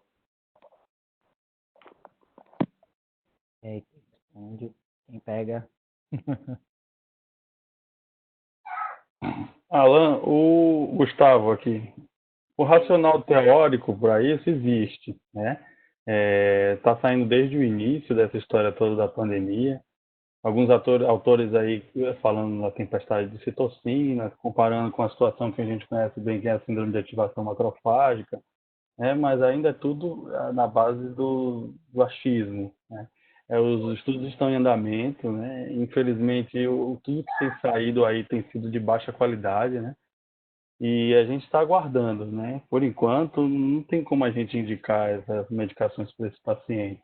Lembrando que algumas dessas medicações já foram testadas em outras infecções virais e falharam, né? Então, a gente, apesar de ter um racional teórico aí por trás disso, aparentemente a Covid parece ser mais uma infecção viral, sem nada de muito novo nela per se, né? Então, a gente precisa esperar os estudos, né?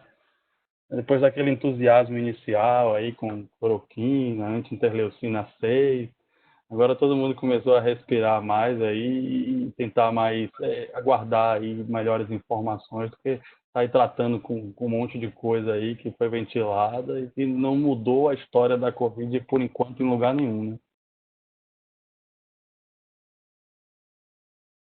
Obrigado, Gustavo. Quem quer complementar? Eu queria só complementar de que eu concordo com o Gustavo e que a gente não conhece nada de manifestações. Eu fui tentar estudar a questão imunológica do vírus para a gente falar que tenha aparecido Guillain-Barré como manifestação e talvez o Gustavo tenha visto com manifestação muscular também agora, mas ninguém sabe o mecanismo e não tem nenhum artigo bom o suficiente que diga para a gente, não, o mecanismo imunológico é esse e que a gente consiga se pautar nele para tratar com droga imunossupressora. Eu acho que para neuro também é a mesma coisa.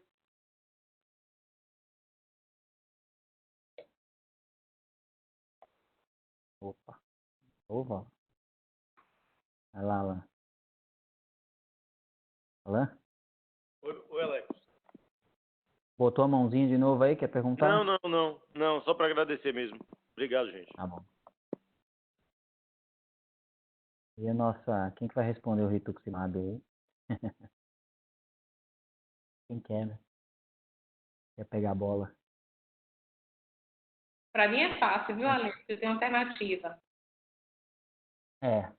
A gente usa o miastênico e miastênico refratário que eu posso manter com imunoglobulina até alguém me autorizar a usar o rituxo. Então, eu passo a bola para vocês aí. Não tem alternativa às vezes, né? E aí, alguém quer falar? Ale, eu acho que a mensagem final que fica aqui desse fórum é que trate os doentes, né? Se tiver uma frase aí para ficar, Covid é uma possibilidade, a doença é uma realidade. Tudo bem. Como a gente tem feito lá no Fórum das Clínicas, né? Agora esses documentos começam a respaldar melhor a gente aí. Como foi citado pelas colegas aí, é muito, muito interessante a gente pensar também que quando a gente não trata, a gente às vezes é pior ainda para o paciente, né? A gente precisa aumentar a corticóide, a gente precisa reinternar, a gente tem que lidar com as complicações. Existe um grande receio de usar várias medicações, não só o rituximab, mas pacientes com chikungunya não estão querendo de jeito nenhum tomar corticoide, né? Super resistentes, os pacientes para começar imunossupressor, mas a gente, por enquanto, não tem nenhuma evidência para não utilizar, para empurrar para frente. Essa recomendação foi até da SBR, né, do rituximab, saiu no início, mas é mais uma recomendação que não tem muito respaldo científico para isso, né? Então, assim, na vigência de uma opção melhor, de um tratamento mais inócuo, tudo bem, até consideraria postergar a dose, suspender, fazer uma dose menor, tem várias possibilidades aí. Mas se aquela foi a medicação que induziu remissão no paciente, né? A gente, lembrando que o pico de depressão de linfócito B é para daqui a 3 meses, né? Então a gente vai postergar a dose para quando, para obter esse pico de imunossupressão lá para frente. Não sei, até surgir alguma coisa aí mais robusta para determinar isso aí, eu faria. E quem é que está com o paciente aí usando Ritux? O que vocês estão fazendo? Eu tenho a minha opinião, vou dar a minha já. Eu tenho uma também. Eu tenho uma paciente com lúpus, com uma vasculite, com mononeurite múltipla, vasculite cutânea, paciente super grave, que respondeu muito bem a rituximab, né, já está em fase de manutenção e sem corticoide. E aí é aquilo, né? Está previsto para o próximo mês e fiz os exames gerais dela, procurei na literatura, não encontrei nada, realmente eu procurei, falei, gente, por que isso saiu nas recomendações, né? E não tem nada, tá só escrito lá rituximab, mas assim, a gente sabe, claro, que existe risco maior, existe risco de infecção, rituximab, reativação de quadro viral, assim como nas outras drogas, mas assim, eu não consegui encontrar nada que me deixasse com tanto medo assim de fazer. E a única coisa que eu estou pensando em fazer, não sei se os colegas concordam, a gente está com muita dificuldade, é essa questão de testar antes, porque ela pode ser assintomática, e aí as imunoglobulinas eu já também fiz agora, está tudo ok. Não existe assim, né, um protocolo estabelecido, mas eu pensei em testar só para ficar mais tranquila, assim, eu acho, para minha consciência, fazer o teste para Covid e fazer a medicação. Essa é a conduta que eu Vou tomar, porque senão Talvez vou ter que tomar reduzir, talvez reduzir a dose da metil que a gente faz pré-medicação, né? E eu considerar também, ao invés de 2 gramas, 1 grama, né? Como é quase a manutenção. Sim. Ela está fazendo 1 grama já. Então, eu tenho alguns pacientes com Ritux, eu fiz a mesma coisa que a Ana. Eu fui procurar e não achei. E eu fiquei encasquetado e, na verdade, os pacientes estão ficando sintomáticos, próximo da dose habitual. Eu só protelei 2 pacientes meus que estão super estáveis, porque Ritux é uma droga que, na minha modesta opinião, ela ganha escala ao longo dos anos. É um paciente os pacientes já estão tomando há 4 ou 5 anos. E esses aí, eles estão estáveis, eu acabei empurrando um pouco mais, mas eu acabei naquele mesmo pensamento que o Gustavo falou, você vai empurrar para quê? A pandemia não vai acabar amanhã, né? Então você fica naquela. Será que vale? Será que não vale? Em compensação, os outros pacientes eu estou mantendo, estou fazendo. Se eu pudesse testar, se eu tivesse teste para fazer antes, eu faria, mas pelo menos a dosagem de imuglobulinas e os CDs 319 eu faço tudo antes de liberar o paciente. Essa é a minha conduta. Pelo menos é o que eu tenho batalhado. Acho que a gente tem que trocar experiências para a gente ver o que a gente consegue chegar de melhor para esses doentes. Porque tem paciente que fica ruim mesmo, ele não toma medicação, ele começa a entrar em crise, começa a piorar muito, e aí vale a pena. Você fala assim, tá, você não vai tomar o Ritux, então eu vou te botar um Arava, uma leflunomida ou um methotrexato 30 miligramas. Adianta alguma coisa? Subir o corticoide para 40? Não adianta. Então, assim, sempre complicado. Eu tenho uma pergunta aqui do Vinícius. Tá, vou liberar o áudio dele. Vinícius Narciso foi meu R+, em São Paulo, de reumato. Ele mora em Lages, no Rio Grande do Sul, em Santa Catarina. E ele tem uma pergunta aqui para a galera. Manda aí, Vini. Alô? Tô ouvindo? Bom, pode mandar. Gostaria de parabenizar a todos aí pelas explanações, foram excelentes.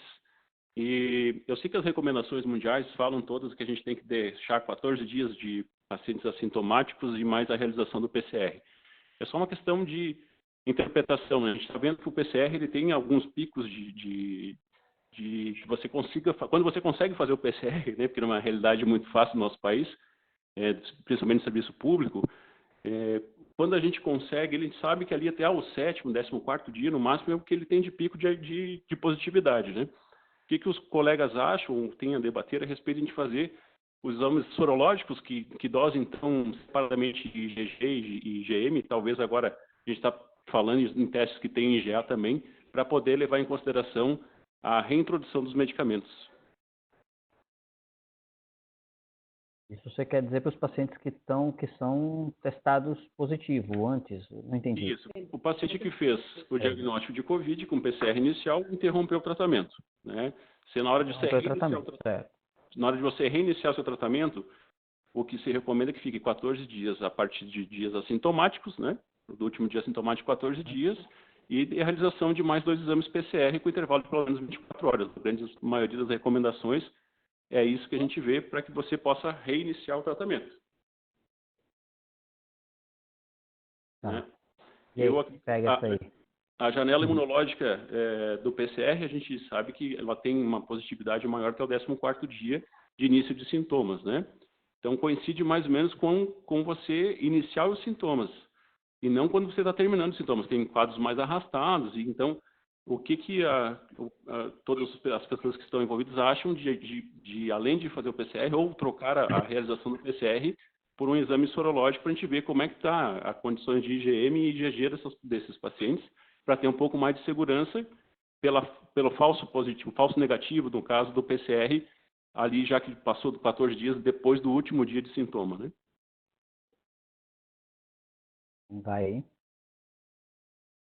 Bom, sobre a sorologia, as últimas discussões que eu li, tem o seguinte, que o PCR ele é pouco disponível, a sorologia, então, ela é até mais cara, ela é ainda menos disponível atualmente.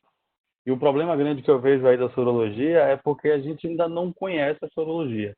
Então, a gente não sabe ainda o que é nível protetor, a gente não sabe ainda quanto tempo leva o IgG para positivar, a gente sabe que existe uma variação nisso aí. que vai de 4 semanas, podendo estender um pouco em alguns pacientes.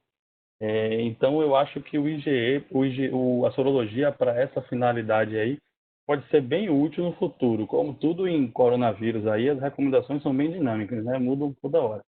Mas, no momento, utilizar isso aí para definir conduta, eu acho ainda bem complicado.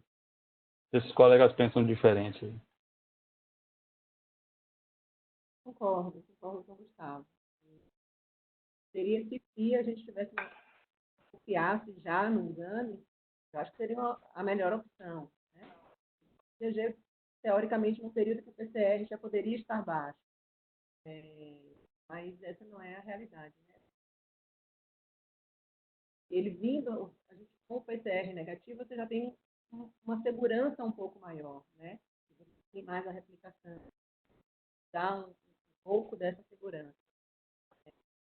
Eu não acho que ele seja inútil, mas não dá ainda para a gente confiar muito na rotina.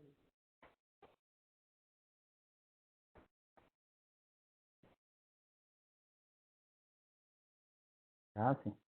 Meu áudio está desligado. Tá nada. Tá? Ah, pronto. Não, assim, eu concordo também com o Gustavo e com a Luísa, e assim, só puxando para a nossa realidade aqui no Brasil, teve um artigo recente que foi publicado pelo pessoal da USP, na revista Clinics, que eu estava lendo aqui antes de começar. Nesse artigo, eles colocam que o ideal é que você tenha os 2 PCR negativos, até porque o que você quer é ter certeza que está negativo, entendeu? Já que a gente ainda não sabe se esse IgG positivo vai conferir imunidade, nem por quanto tempo isso vai estar conferindo imunidade, entendeu? A gente tem uma variabilidade grande entre as próprias sorologias, as que são feitas, mesmo a IgG que faz aqui é diferente da IgG que faz em outro lugar. E, assim, adaptando a realidade daqui, do Brasil, pelo menos a realidade deles, da USP, eles colocam que o principal critério é você esperar os 14 dias, a melhora dos sintomas, né? 14 dias, se você tiver um PCR pelo menos, né, já lhe dá uma tranquilidade maior. Agora, se você não tiver PCR e tiver a sorologia, que você faça a sorologia, entendeu? Assim, trazendo para uma realidade de um serviço aqui no Brasil, né? E quanto ao rituximab, minha posição é mais confortável. Eu não uso, então...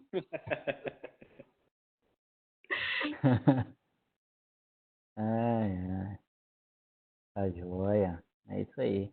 Vini, respondemos? Alguma coisa? Deu para dar uma luz? Porque tudo muito incerto mesmo, né? Era justamente provocar discussão justamente nesse sentido, né? Porque a gente, como o Gustavo falou, a gente está aí nesse mar aí meio sem o barco meio que afundando, e às vezes a gente acha uma luz ali no fim do túnel, mas acredito que em breve essa sorologia vai ser um pouco bem interessante no sentido de conseguirmos mais nortearmos o que realmente estamos fazendo com os nossos pacientes e ter mais segurança de tratamento. Você é um cara que a gente sabe disso, está estudando muito esse negócio aí, tá ótimo ter você aqui com a gente para debater mais essas questões. Obrigado, viu, cara? Valeu mesmo pela presença. Um abraço para todos aí, parabéns mais uma vez aí, foi show de bola. Valeu. Vou ver que o Alan quer perguntar de novo, cara. Alan, você quer perguntar de novo, Alan? Cadê você aqui? Tá me ouvindo? Não. Você bota a mãozinha. Oi, aqui, Alex, cara. tem alguma coisa errada aí. Minha mãozinha tá aparecendo, mas eu não botei ela aí, não. Você tá com a mão... Tá o tempo todo aí. Não, beleza. Alguma pergunta a mais, pessoal? A gente tá aqui para tentar dirimir as questões que a gente saiba, né? Porque a gente não consegue saber tudo e tá tudo muito dinâmico. Eu acredito que talvez a gente vai fazer uma atualização disso daqui a um mês, né? Provavelmente a nossa sessão aí do... Contradizendo tudo que a gente disse hoje. É melhor não deixar isso aqui gravado. Não, a gente faz um negócio mais pontual, né? Não deixa nada gravado. Eu não me comprometo. Tá gravado. Mas eu queria agradecer todo mundo que esteve presente aí na sala. Obrigado mesmo. Agradecer nossos colegas lá do Centro de Infusão e deixar 2 mensagens finais aqui, né? Que é a questão do bom senso médico, que eu acho que é super importante nesse momento. A gente ter muito bom senso, muita calma, nada de furor das multidões, nada do que está acontecendo com a política vai ajudar a gente aqui, então a gente tem que ter um pouco de calma nisso aí. e tentar o máximo de embasamento científico, sabendo que a resposta científica ela nunca é rápida. Então, a gente tem que mesclar um pouco com a experiência do nosso dia a dia, nossa experiência médica mesmo, a gente ouvindo quem está na linha de frente. Então, acho que esse webinar com o pessoal lá da Ásia é mais difícil a gente fazer, né? Mas principalmente com o pessoal da Europa, que a gente consegue entender melhor, a gente consiga trazer coisas plausíveis para o nosso dia a dia e que a gente consiga reproduzir dentro da nossa prática.